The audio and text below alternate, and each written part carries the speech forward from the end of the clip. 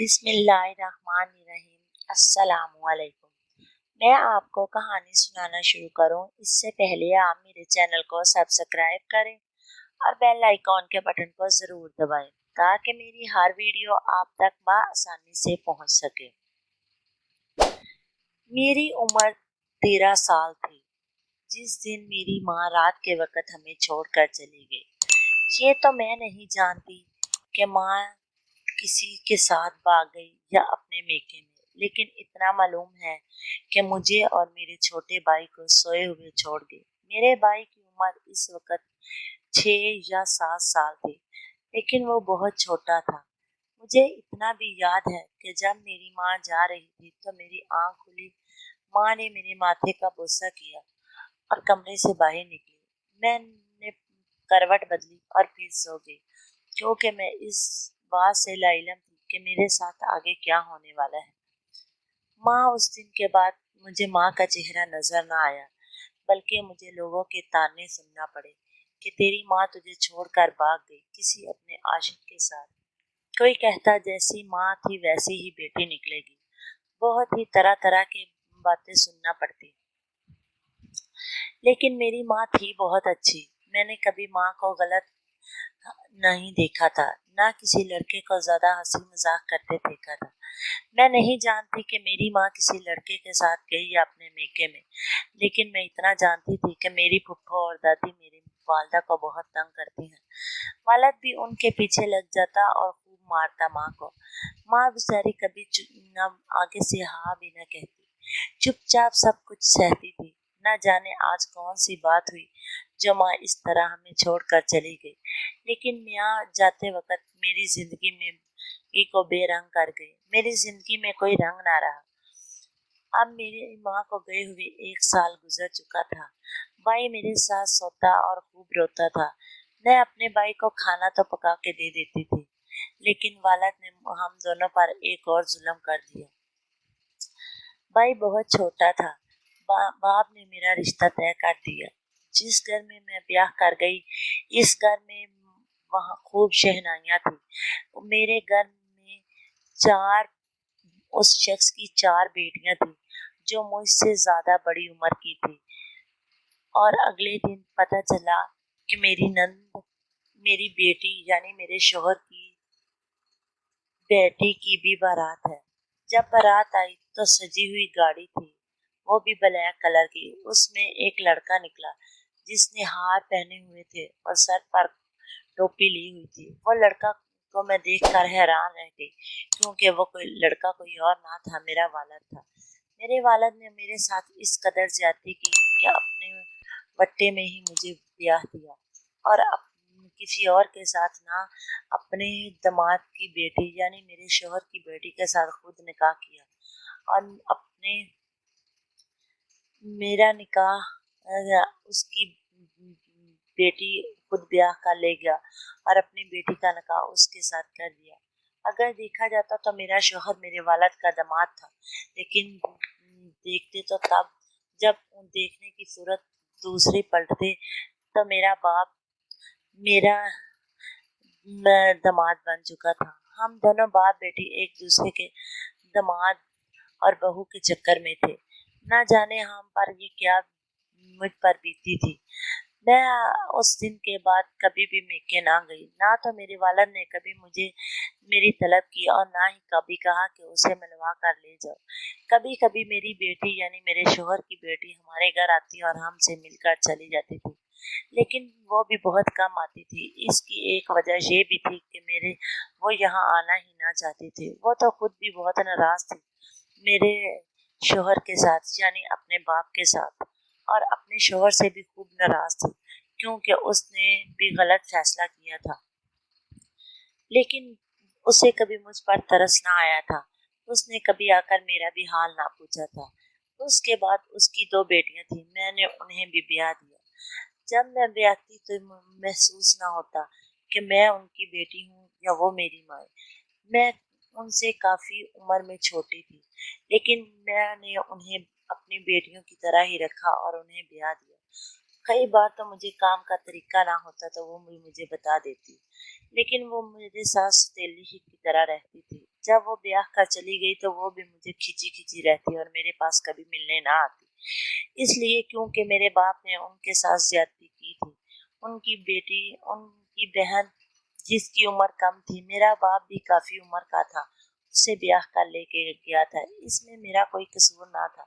फिर भी मैं अपने भाई को इसलिए अपने साथ ना ला सकी कि एक तो मेरा शोहर काफी गरीब था और ऊपर से उसकी दो बेटियां, एक तो ब्याह कर अब मेरे ही मेके में चली गई थी, लेकिन दो वहां थी। मैं इसलिए अपने भाई को अपने साथ ना ला सकी।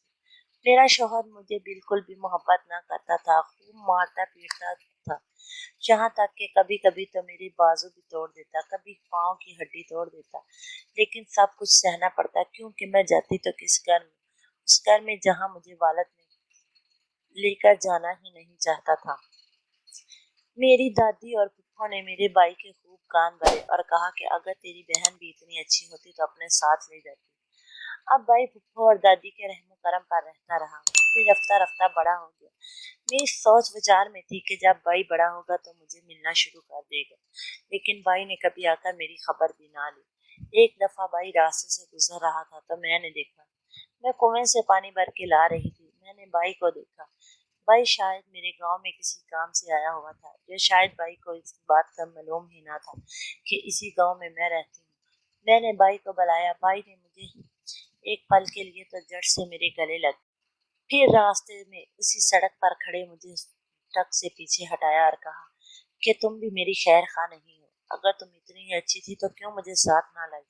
पहले माँ भाग गई किसी आशिक के साथ और बाद में तुमने शादी कर ली, मैं किसके पास जाता, कभी तुम दोनों ने मेरा ना सोचा, और आज मैं किस हक से तेरे पास हूँ।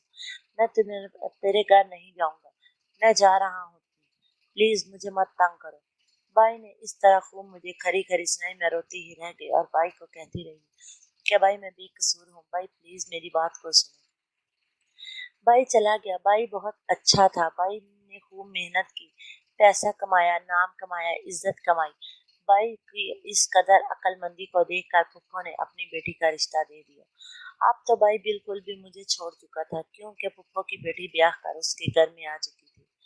मैं बहुत लाचार और मजबूर थी, खुदा ने मुझे बेटी न दी, तीन बेटे दिए जिनके साथ क्या मैं दुख बांटती। बेटे तो दुख बांटते ही नहीं है, बेटियां माँ का दुख सुन लेती हैं और माँ बेटियों का दुख, लेकिन बेटों को माँ क्या दुख सुनाती है। जवानी तो मैंने आसानी से गुजार दी, लेकिन अब बुढ़ापे में कदम आ चुका था। मैं लोगों के घरों में काम करती, खेतों में काम करती, जो पैसे होते शाम को घर में लाती तो शोहर पकड़ कर अपनी जेब में डाल लेता, कभी तो मुझे ये ना कहता कि तुम्हारी कोई जरूरत है। आखिर रफ्ता रफ्ता वक्त गुजरता गया, शोहर तो मेरा पहले ही काफी इधर उम्र का था, अब वो बहुत बूढ़ा हो चुका था। मैं अभी ज्यादा बूढ़ी तो ना थी, मेरी उम्र 40 या 45 साल थी, लेकिन मेरा शोहर बिल्कुल बूढ़ा होकर चारपाई पर लेट चुका था। अब उसे संभालना मेरा ही फर्ज था। मैं उसे संभालती, उसकी देखभाल करती, वो मुझसे माफी भी कभी कभी मांग लेता, क्या मुझे माफ कर दो, मैंने जवानी के वक्त तुम्हारे साथ बहुत सी ज्यादतियां की हैं। एक तो ये कि हमारी उम्र में बहुत फर्क था और मैं तुम्हें ब्याह कर लाया, मेरी बेटियां तुमसे बड़ी थी, और दूसरा मैंने तुम्हारे बाप को अपनी बेटी का रिश्ता दिया और उससे कर बेटी का खुद रिश्ता ले लिया। मैंने बहुत गलत किया है, मैंने अपने बाप यानी उसकी बेटी को भी तलाक कर दी। तो शरीफ अहमद बहुत बीमार है, लेकिन उसकी बेटी भी शायद उससे बहुत नाराज है, वो भी उसे मिलने के लिए नहीं आई और ना ही हाल हवाल पूछा। मेरा बाप ने एक दिन फोन किया, अपने दामाद यानी मेरे शोहर से फोन पर बात करके बंद कर दी, मेरा हाल तक ना पूछा। मेरे बाप ने आज भी मेरी कमी महसूस ना की। एक दिन दोपहर के वक्त आया और मिलकर चला गया, लेकिन बेटी तो उसकी आई ही नहीं। मैंने बाप को देखा, खुश तो बहुत हुई, लेकिन बाप ने तो मेरे सर पर हाथ तक ना रखा, सीधा आया और मेरे शोहर का हाल हवाल पूछा और पूछ कर चला गया। मेरी तरफ पलट कर ना देखा और ना ही मेरा हाल हवाल पूछा। मैं रोती चीखती पुकारती फिर से रह गई। आज फिर मैं तन्हा की तरह खड़ी हूँ, मेरे पास कोई रिश्ता नहीं जिससे मैं दुख शेयर कर सकूं, क्योंकि मेरे पास कोई रिश्ता है ही नहीं। अब बच्चों की शादी चाहती हूँ कि बेटों की शादी हो जाए, शायद कोई अच्छी बहू आ जाए जिससे मैं अपना दुख सुख बांट लूं, या शायद वो भी अपनी जिंदगी में मगन हो जाए اور میرا دکھ بانٹنے کے لیے کوئی نہ رہے۔ میں اپنی تمام بہن بھائیوں سے گزارش کرتی ہوں کہ اگر آپ کی بیٹیوں کو بیاہ کر کسی بھی حال میں کسی بھی جگہ پہ بیاہ دے تو پلیز ان کا خیال رکھا کرے، کبھی کبھی ان کے پیچھے چلے جایا کرے، کیوں نہ کہ اگر وہ بوڑھے شوہر کے ساتھ تو زندگی گزار سکتی ہیں لیکن باپ کے بے سہارے زندگی گزارنا بہت مشکل ہے۔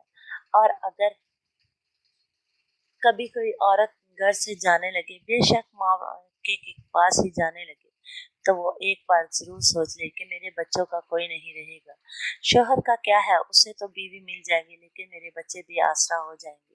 پلیز اپنے بچوں کی خاطر اپنی زندگی کو جس طرح بھی ہو گزار لیں، شاید آپ کی وجہ سے آپ کے بچوں کی زندگی ٹھیک ہو جائے۔ بیٹوں کا تو کوئی نہ کوئی بن جاتا ہے لیکن بیٹیوں کا کوئی نہیں بنتا، ان کے لیے خیال رکھا کریں تاکہ آپ کی بیٹیاں اکیلی نہ رہ جائیں جس طرح میں رہ گئی۔ میرا کوئی آسرا نہیں رہا، اس طرح آپ کی بیٹیاں بھی بے سہارا نہ ہو جائیں۔ میری کہانی سننے کا شکریہ۔ ملیں گے نئی کہانی میں نئے سبق کے ساتھ۔ اللہ حافظ۔